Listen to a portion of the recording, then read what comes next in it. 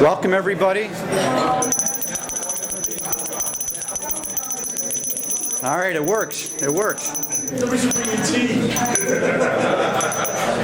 It works. Welcome, everybody. Welcome to the Chamber's first program event of 2009. My name is Art Pierce, President of the Gates-Shiloh Chamber, and honored to represent the Chamber. This, once again, is the first event of 2009. Our guest speaker today is Mr. Mark Peterson, Interim President of the Greater Rochester Enterprise, GRE, speaking on 2009, the economic outlook. A very appropriate topic considering these most challenging of times. However, I think as all starting to see and experience in the local community, there's a lot of positives to be seen, and that's some of the information that Mark will convey to us.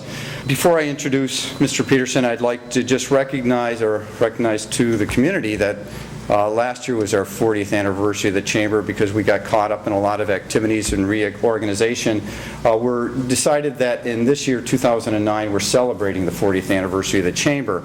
This will be the first event of a series of events in which we'll recognize that with small little activities.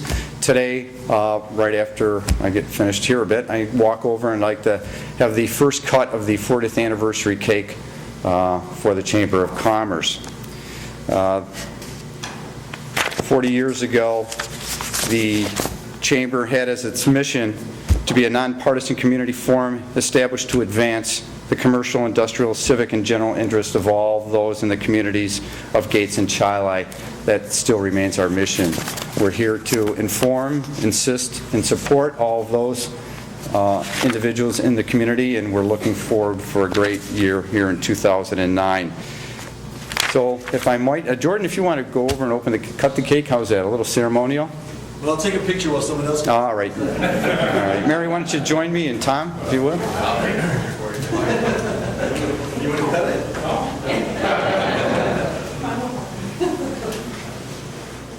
Peaceful transition of our federal government. Happy 40th anniversary, Gates-Shiloh Chamber of Commerce. Big smile, Art. There you go. Did Whiteman's make that cake? Yeah. Mr. Peterson has an outstanding background in regional economic development, financial administration, and high-value fundraising. He was recruited to join the Greater Rochester Enterprise as Managing Director in 2005. Mark was recently appointed Interim President and charged with the continued creation and execution of GRE's strategic plan. Mark has proven himself to be a strong advocate for the Greater Rochester region, building a reputation amongst his colleagues as an exceptional leader and proactive change agent. His motivational management style leads to fierce loyalty, constant collaboration, and accountability for the attainment of desired results. Previous roles have included Chief Executive Officer at Bishop Cardinal High School, Chief Operating Officer at Telecom Inc., Director of Major Gifts at Hiram College, and Vice President at Philanthropy Management Inc., a certified fundraising executive since 1992. Sharing his understanding of current issues affecting the region, his recent keynote addresses at the Rochester Rotary Club, Rochester Christian School, and the Greater Rochester Quality Council have tackled such timely concerns as economic prosperity, teamwork, and changing American values. In addition, he contributes his time and energies to several professional groups, serving in leadership roles at the Association of Fundraising Professionals International and the Genesee Valley Chapter. A proud alumnus of St. John Fisher College, Mark received his Bachelor of Arts in Political Science, earned his Master's of Business Administration in Kent State University Executive MBA program. Mark has been continually educating SUNY Brockport graduate students as an associate faculty member within the Department of Public Administration.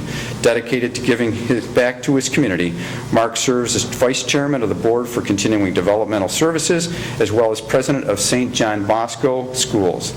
Residing in Webster, New York, Mark and his wife reside with their 4 daughters. I'm honored, and please ask for a warm welcome for Mr. Mark Peterson.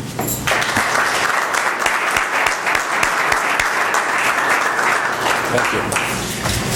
Thank you very much. I appreciate the opportunity to spend some time with you, and I have to tell my assistant that she needs to send the short version of the bio because it makes people nervous. And the thing I'm most proud of is the 4 daughters. I'm one of those very special people in the world that has the privilege to be surrounded by women. You have to be very careful what you pray for when you're a 12-year-old little boy.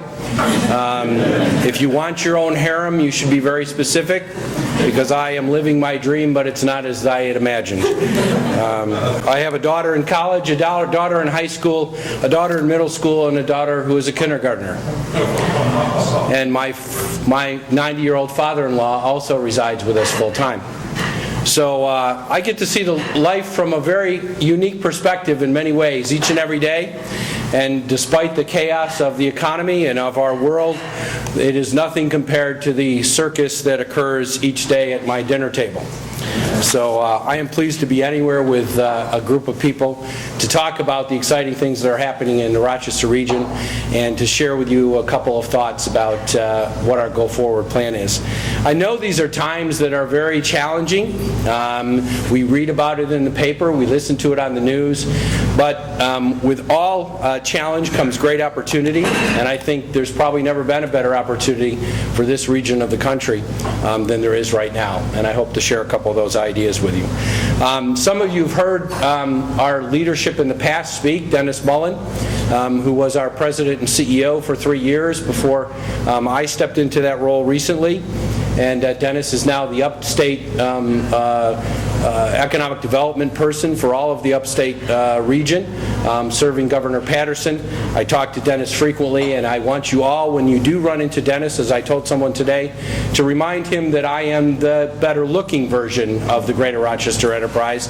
I'm hoping that that will get back to him at some point very soon.